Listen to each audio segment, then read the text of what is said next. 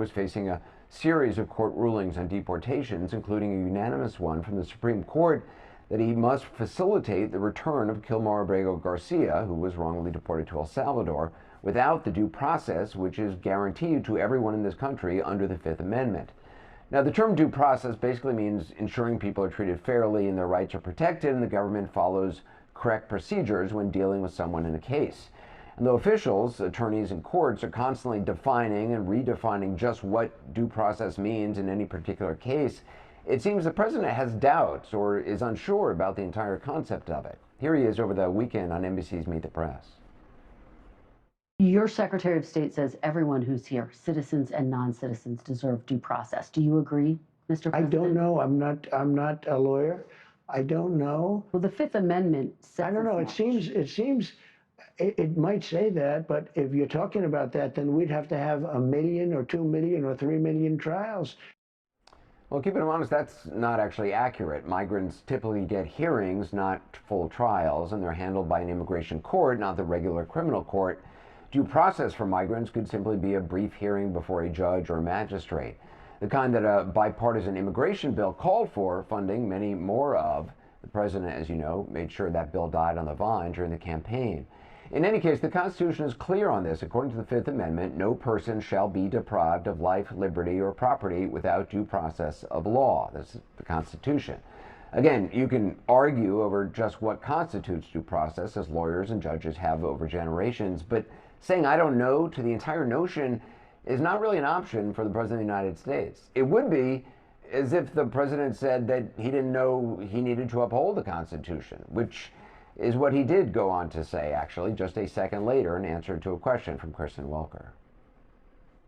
But even given those numbers that you're talking about, don't you need to uphold the Constitution of the United States as president? I don't know. I have to respond by saying again, I have brilliant lawyers that work for me, and they are going to obviously follow what the Supreme Court said. That was not a hard question. Don't you need to uphold the Constitution of the United States as president of the United States? This country's founding document. I don't know, is what he said, which is weird because he had a chance to say those same words, I don't know, just a few months ago with his right hand in the air, as did his vice president and everyone in his cabinet. Listen to this and see if you hear anyone saying, I don't know. I, Donald John Trump, do solemnly swear and will, to the best of my ability, preserve, protect, and defend the Constitution of the United States. The Constitution of the United States. Preserve, protect, and defend the Constitution of the United States. I, Tulsi Gabbard, do solemnly swear that I will support and defend the Constitution of the United States. that I will support And defend the Constitution of the United States. The Constitution of the United States. That I will support and defend the Constitution of the United States. They all seem to know that was the job. Seth Moulton took a similar oath when he was sworn in as Democratic congressman from Massachusetts. I spoke to him just before air. Congressman, the president won't commit to upholding the Constitution, but also says he relies on his lawyers and that they'll obey the Supreme Court. How do you reconcile that? You don't reconcile it. Trump has never agreed to follow the Constitution. And you just have to understand this. Look, you as an American voter can support Donald Trump, but you can't support Donald Trump and the Constitution. He forgot his oath the minute he took it. And it's the same oath, by the way, that I took as a United States Marine, that every veteran has taken an oath to protect and defend the Constitution of the United States. Imagine if you went up to an Army private and said, do you actually intend to uphold your oath? And he said, I don't know. Or you went up to a police officer on the street and said, hey, you just got sworn in as a police officer. Are you going to uphold the law? And he said, I don't know. That's what the President of the United States is telling everyone in the world today. I mean, in your mind, I assume some will argue, well, look, he was trolling his critics, or he was just, you know, sort of batting away the question by saying, I don't know.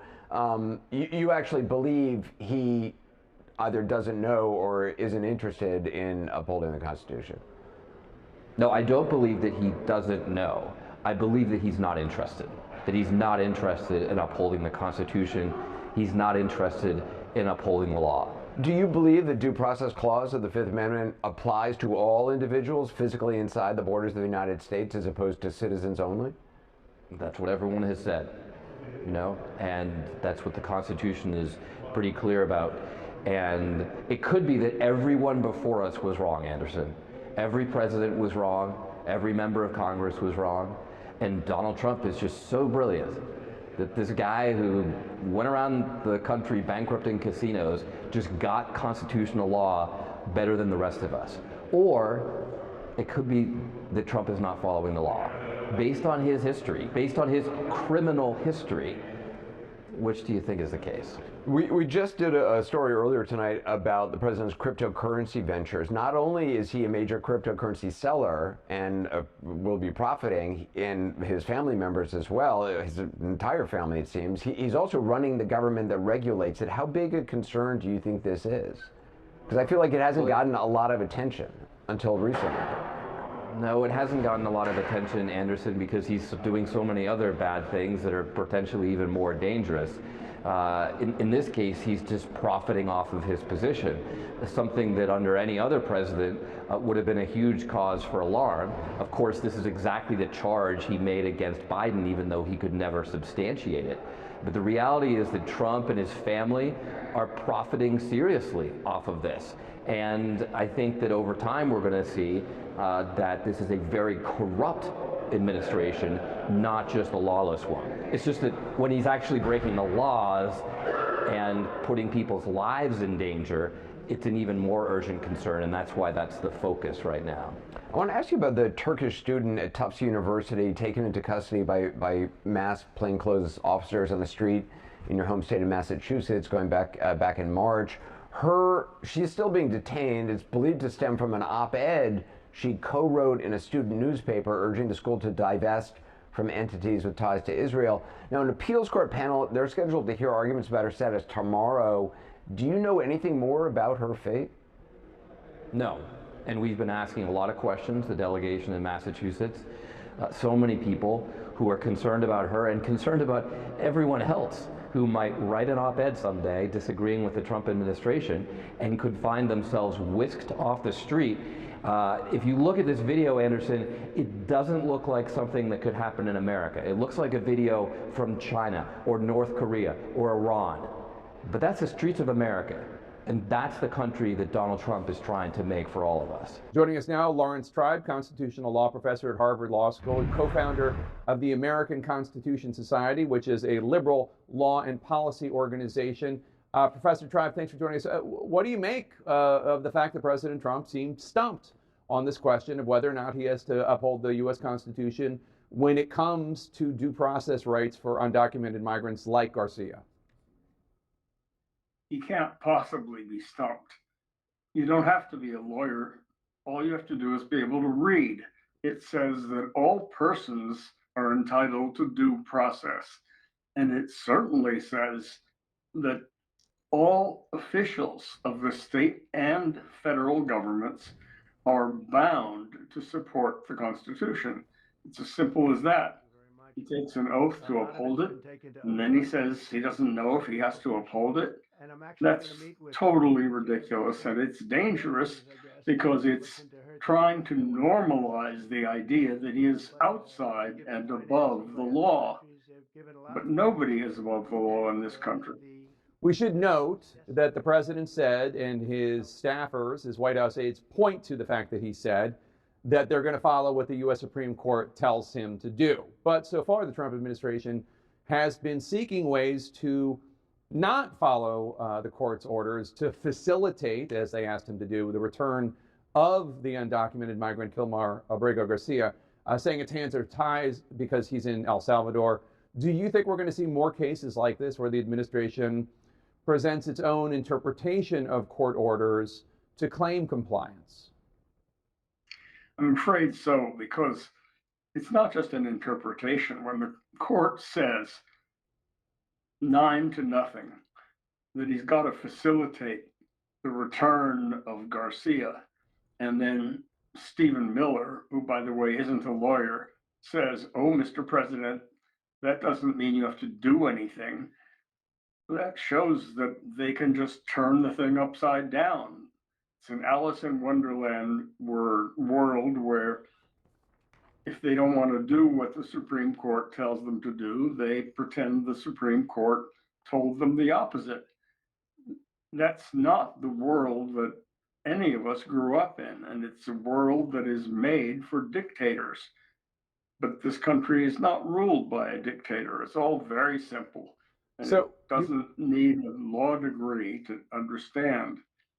Yeah, and you mentioned White House Deputy Chief of Staff Stephen Miller, who's obviously very influential.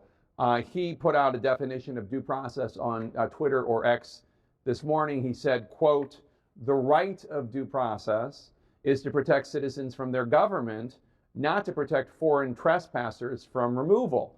Due process guarantees the right of a criminal defendant facing prosecution, not an illegal alien facing deportation," unquote. Response? My response is that he doesn't know what he's talking about. Due process, as Justice Scalia said, protects all persons in the country, aliens, citizens, all persons.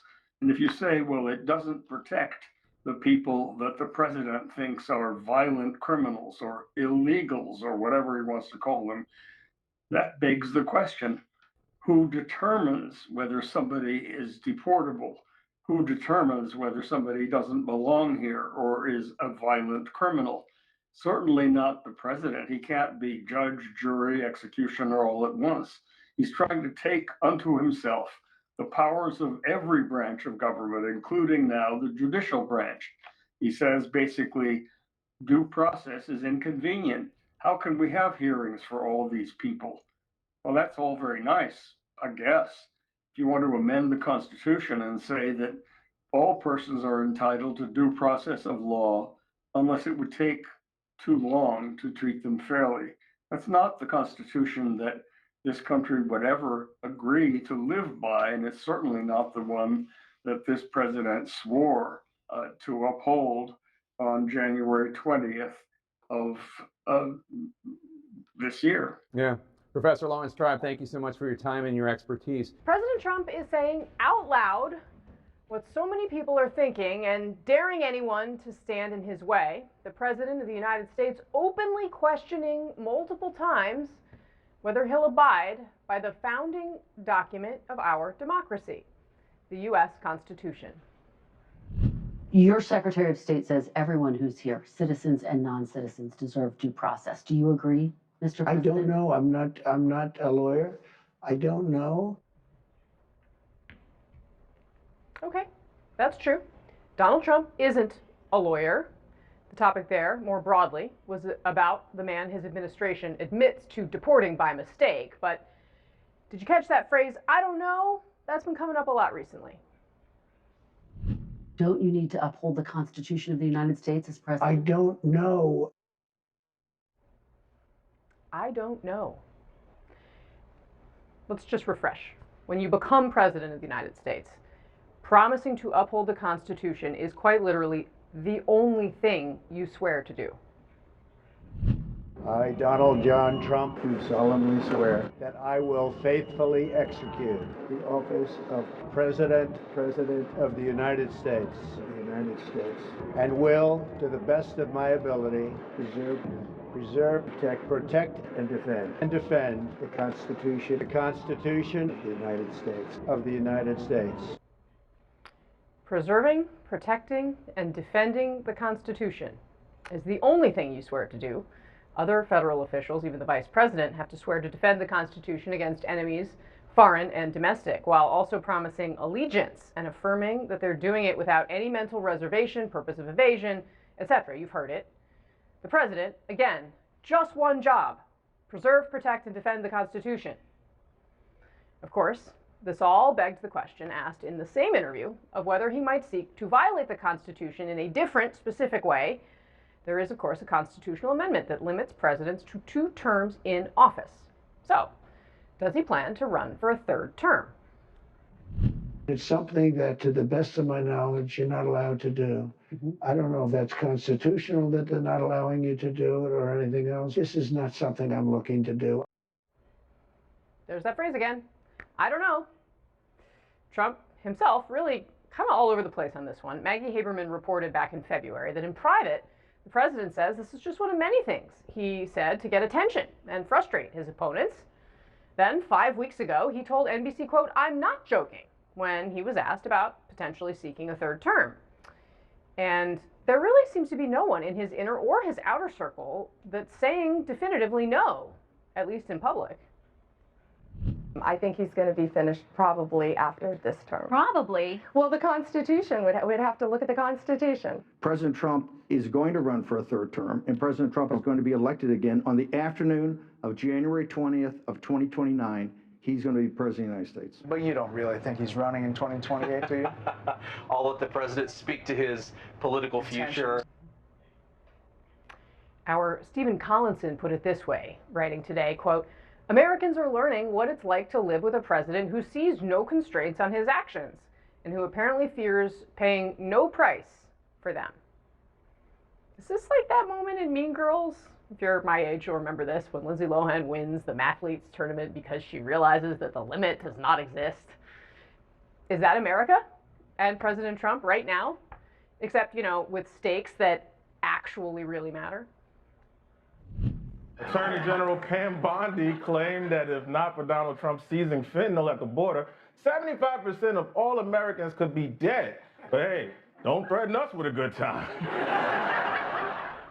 All right, my panel joins me now. Former policy director for Mitt Romney, Lanhee Chen, CNN contributor, New York Times journalist, podcast host Lulu Garcia-Navarro, Democratic strategist Adrian Elrod, and Republican strategist Matt Gorman. Welcome to all of you. Thank you very much for being here. Lanhee, I want to start with you. You know, for our viewers, many of them know you well, obviously, but for those who don't, I mean, you have worked on the biggest policy questions for the biggest Republican presidential campaigns over many years. You've run for office yourself. You're working behind the scenes with those who might run in 2028. We don't know, I guess, if Donald Trump is going to be one of them or not. But this question of the Constitution, him simply saying, when asked directly, are you going to uphold the Constitution? Him saying, I don't know. What does that mean? Well, first of all, I think that there were elements to these different questions, okay? The notion that he doesn't know if there's due process, he's not a lawyer, we'll take him at his word on that. I think that the bigger question and the bigger issue, of course, is what it means about the migration of the Republican Party. Because at one point, I do think this was the sort of pinnacle value for many Republicans, right? Defending and upholding the Constitution.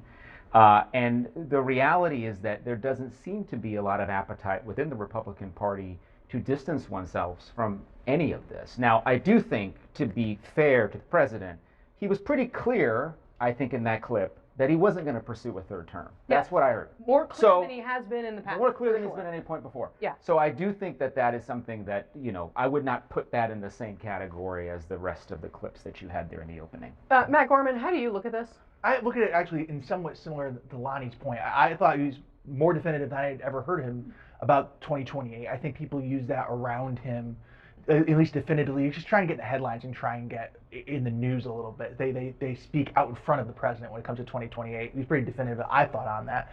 And then on that first part, I watched it live and I read the transcript. And I when the clip came initially, I'm like, huh, that's interesting. And you read it, and his next line is, I'm going to respond by. I think it was more of a deflection. I don't know, in terms of the due process argument in terms of Abrego Garcia. Because in that same line, he also says, I'm going to follow the Supreme Court. I'm going to listen to my lawyers on this. So I don't think he was addressing the question, the philosophical one about upholding the oath of office. It was in the terms of Abrego Garcia, due process, and the deportation back and forth. Do you buy that? I think the problem with the president is that we're constantly having to parse what he means. And it's this kind of like, do you think he means this? It's like this Rorschach test. If you're a Republican, you see, you know, it's all, you know, stars and stripes. And if you are a Democrat, they're worried and they see a demagogue. And that is the problem. He's never definitive. He's never clear. This I don't know that is constantly being used allows for a lot of interpretation. And then when he does something later, he says, well, I told you I was going to do it. And so this is the problem that constantly happens, I think. Adrian? Yeah, I completely agree, man. Look, here's the bottom line. I think we always have to take Donald Trump for his word. I mean, many of the things he said on the campaign trail, whether it's I'm going to restrict women's access to abortion or whether I'm going to enact tariffs or whatever it may be, Those are the things he's actually done. That is the one thing I'll give Trump credit for. He says he's going to do something, he does it. Except lower prices, possibly. Except maybe lower prices. And we may not be seeing that yet. Often the things that he says are not things that we want to see enacted, which is one of the reasons why we ran against him. But the bottom line is this: his campaign's political action committee, whatever it is, they're printing 2028, Trump 2028 hats. You've got Steve Bannon, one of his big allies, surrogates out there, saying he's definitely going to run again. He's definitely going to win again. We have to take him at his word. And it's a shame, and it's a disgrace. You don't see more Republicans out there speaking out against this. Let's look at a slightly longer version of what Trump had to say specifically on this third term question, because again, as our panel has astutely pointed out, we tied it together there. There's him saying he doesn't know if he's going to uphold the Constitution as part of the immigration deportation situation. And then there is this piece about his political future, and he did talk about other Republicans who may succeed him as well. Let's watch. So many people want me to do it. I have never had requests so strong as that, but it's something that, to the best of my knowledge, you're not allowed to do. I don't know if that's constitutional that they're not allowing you to do it or anything else, but there are many people selling the 2028 hat. But this is not something I'm looking to do. I'm looking to have 4 great years and turn it over to somebody. You look at Marco, you look at J.D. Vance, who's fantastic. You look at, I could name 10, 15, 20 people right now just sitting here. Matt Gorman. I mean, you look at taking him at his word, it's pretty definitive. I mean, he's talking about successors. He went on a extended riff about J.D. Vance and Marco Rubio in particular. One of the big takeaways from that interview was how definitive he was in 2020, how introspective he was on people who would be his successor. That was one of the few things I thought. First of all, I thought it was a very good interview. I thought it was a better interview for Trump than the ABC one he did last week. I thought Kristen Welker did a very good job. I think they came prepared. That was a fair interview on both ends. And I thought that was one of the highlights of it. I'm curious, though, because when he says it's not something I'm looking to do, you could then say, oh, everyone was asking me, and then I'm going to do it. I didn't want to, but the people really want me to run again. I mean, again, I don't think it's as definitive as you're making it. But it wasn't not allowed to do. It was also not the agency was not just him. It was not something you're allowed to do. I've also never heard him really muse about his successors either. Yeah, it's the first time when you hear him actually naming J.D. Vance, Marco Rubio, whoever the 10 or 15 others are. We can have a little pool maybe afterwards about who those 10 or 15 are. But obviously. I do think, I thought this was pretty definitive, certainly more definitive than I've heard. And, he even talks about the 2028 hats because I'm sure he knew people would raise this as an issue. And he says, look, it's not something I'm looking to do. So I don't know, for me, fairly definitive, but. The thing that I thought was super fascinating, though, is the raising the specter of Marco Rubio. There is not a lot of love lost, according to many people, between J.D. Vance and Marco Rubio. There are very different groups within the White House who support the vision of both of those men, and it's sort of pitting them against each other a little bit. I thought was very Trumpian. Well, we have 2 people who I'm interested in both of your takes on whether there's already a shadow primary going on between Marco Rubio and J.D. Vance on the Republican side. I think it might be a little dramatic. I think we could be seeing the ticket, but let's be clear. I think J.D. Vance is in the catbird seat on this because he's the sitting vice president. However, I could tell you better. Working for Tim Scott, the former president of the United States was challenged in a relatively competitive primary. JD would be too if he decides to run. Look, every politician at the end of the day, when they reach that level, would love to be president, I'm sure. And I think either Marco Rubio or J.D. Vance would be fantastic presidents. But the reality is that right now, they're serving the president of the United States, and they're focused on that. A civics test. When presidents raise their right hands, they pledge to preserve, protect, and defend the Constitution of the United States. But Donald Trump is apparently keeping his options open. Don't you need to uphold the Constitution of the United States as president? I don't know. I have to respond by saying again, I have brilliant lawyers that work for me, and they are going to obviously follow what the Supreme Court said. The exchange was over deportations and due process, which several judges have ruled Trump's actions are indeed unconstitutional. But this is a notable moment in politics, since for the right, for decades, they have made America's document the centerpiece of its governing and moral philosophy. This is a pocket copy of the Constitution and Declaration of Independence. I've spent 40 years of my life studying this. Because I believe in this document written by the hands of wise men raised up by God to that very purpose. The Constitution starts with the three most important words outside the Bible: we the people. Didn't you take an oath to this, the Constitution of the United States? Doesn't this supersede everything else? Our Constitution is the supreme law of the land. Every decision that I make starts with asking the questions, is this constitutional? This is not a prop, and I don't carry it a prop. Joining us in our fifth seat at the table is attorney Dante Mills. He is a law professor at Temple University. Dante, I don't think it requires a law degree to understand what the Constitution says. Is it just me? It seems like that's kind of a cop-out for just the plain text, which actually, if you're a conservative, that is how they read the document. The simple answer should be, I will follow the Constitution, especially if you're the President of the United States. But I want to have a logical conversation. And there's a quote that Donald Trump said. He said, I was elected to get them the hell out of here, and the courts are holding me back from doing so. That shows his rationale. He thinks that the courts are acting against him, but the court's job is not to advance or to fight against a presidential policy. It's to make sure that they interpret these laws with fairness. And the one thing the courts do that I think President Trump is missing here, the courts determine or look at, what if you're wrong? What if they're not a criminal? What if they're not a gang member? What if they're not an immigrant? They're an American citizen, and you put them in jail anyway, and all of that has happened. The impact of that far outweighs the time it would take to just have a hearing. And that's what due process is. So here's the deal. We've let 20 million something people into the country illegally. And now what a lot of folks want to do is use the court system to try to stop as much as possible the rapid deportation of illegal aliens from the country. What the president said in the interview was very clear. He was unsure on these deportation cases because of the unusual circumstances, but he was going to defer to his brilliant lawyers and said, quote, we are going to follow what the Supreme Court says. There is no outrage here that's worth it. But we have been invaded by millions upon millions of people, and he was elected to get them out.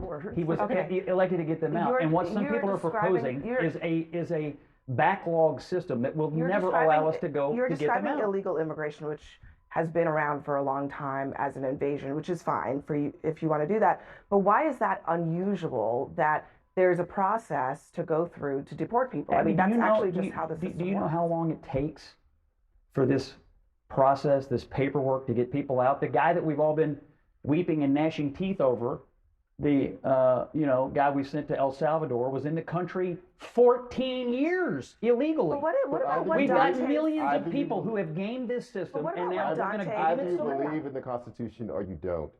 I believe in the sovereignty of the United States, or you don't. But do you believe in the Constitution? I believe in the sovereignty of the United States, and I believe we've been. And you don't believe that Donald Trump should abide by the Constitution? This is a serious question. Of course I do. And of course I believe. Do you believe that he does? And I believe that he will follow, just as he said, what the Supreme Court says. But the policy debate is worth having. From the very beginning, millions upon millions of people are here, and they will not leave, and he has to get them out. Always I agree with you with that, Scott. in executive Hold on a second. Always. From the very beginning. From 2016, he has believed in executive overreach. We've all seen that. He said it. It was clear. Are you saying now that you don't believe that he believes in executive overreach? I believe that he believes his mandate from the American people is to solve illegal immigration. And I would ask you the same question in reverse. Did Joe Biden, when he said he would faithfully uphold and execute the laws of this land, not mean it when he decided to let millions upon millions of people into the country? Because he did not execute the laws. I thought that you were going to squirm out of that question. I'm not squirming. Yes, you did. And that's why I prepared for it, because I want to read you something. At the core of Trump's candidacy is a call for greater executive authority with willful disregard for the constitutional limits placed on our chief executive. Trump especially promises to force individual companies to do things he wants them to do, or else he promises punishment to those who displease him, which appeals to the miserable man at the airport bar.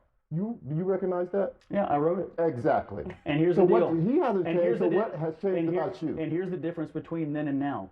this country has been invaded. The president was elected So to you end the changed your invasion. opinion on the Constitution? My opinion is the president needs to pull every lever he can to solve the illegal So immigration you've answered crisis. that question by saying that you don't mind him being Do you unconstitutional. believe that every immigrant here is the same? You can't believe that because Yes. they're not. They're not. I do. There's some good, there's some bad. There's some criminals, I they're believe, not. I believe And how do everybody you- who's here illegally hear is this here out. illegally. How do Not you all are differentiate? violent, but all are here But illegally. how do you differentiate if nobody gets a hearing, if you don't have due process? How do you distinguish one from the other? Well, so what you're saying is every person that's here in this country is a criminal, is a gang member, No. should be thrown in jail. Every person who's That's here what's illegally, happening. every person who is here illegally is in fact a criminal.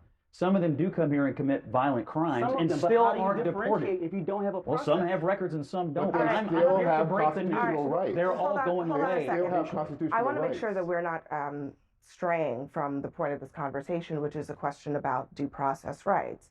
And so I'll just ask really quickly, do you believe that undocumented immigrants have to have due process rights, that that's constitutionally what they are entitled to? I'm unsure of what that means in the context of some of the cases that we've been dealing with in the news lately, because I've been looking at these people who have been here for 14 years, have been through Okay. numerous immigration. All right, well, I have let a me question just, about all what right, does well, that mean? all right. Yes, let I me- agree, let me- but what does it mean? Let me bring the Supreme Court into this since you brought them up. This is what two different Supreme Court justices have said about this issue in the past. Do undocumented immigrants have the 5 freedoms?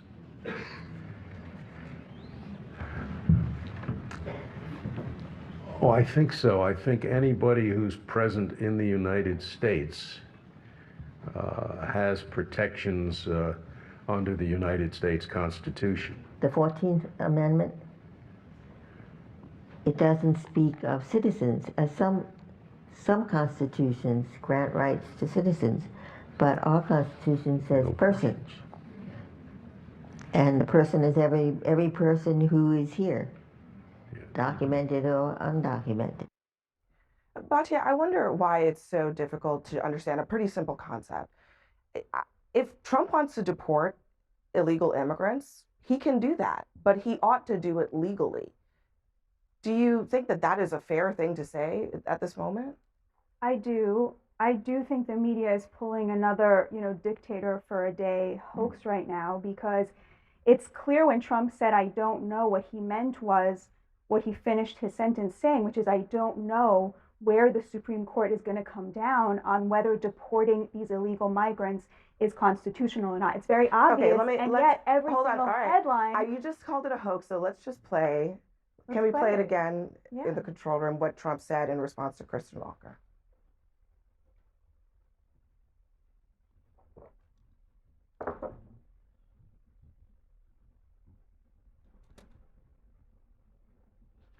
We're getting it up right now. Can I make Don't another you need clip? to uphold the Constitution of the United States as I president? don't know. I have to respond by saying again, I have brilliant lawyers that work for me, and they are going to obviously follow what the Supreme Court said. What's wrong with So the Supreme Court is going to Okay. decide what is constitutional and what is not, and Trump just committed 100% to following what the Supreme Court says. I want to make one more very quick point. There's another clip. Do we have the other one where he talks about whether citizens deserve due process? If we do, let's play that one. Your Secretary of State says everyone who's here, citizens and non-citizens, deserve due process. Do you agree, Mr. I President? don't know. I'm not a lawyer. I don't know. Well, the Fifth Amendment says I don't know. as It seems it might say that, but if you're talking about that, then we'd have to have 1 million or 2 million or 3 million trials. So can I respond to that? Yeah. So what does it mean for an illegal immigrant to have due process? We would all agree that they do not have the same level of due process that we do. For example, we are entitled to a jury trial, and they are entitled to a hearing before an immigration judge. Do you know who the immigration judges work for? They work for the executive branch. They work for what? which means that they work for Donald Trump. You're actually making a great of the due process that they get. But Donald Trump doesn't even want to give him even that He due didn't process. say that. I mean, I think He that that's said part he of the is problem. not sure the level to which they are entitled. She didn't ask to about due what process, level which is of a due completely process. That's a very accurate basic, statement. simple No, I mean, question. the reason I'm jumping in here is because she did not ask him should they have a jury trial? Should they not have a jury trial? She just said whatever process they are entitled to. If they're immigrants and they're in an immigration proceeding, then yeah, you're absolutely right. It's a different type of proceeding. It's actually more of an administrative proceeding. It's a much lower but standard as well. still, even still, they are trying to circumvent that minimal amount of due process.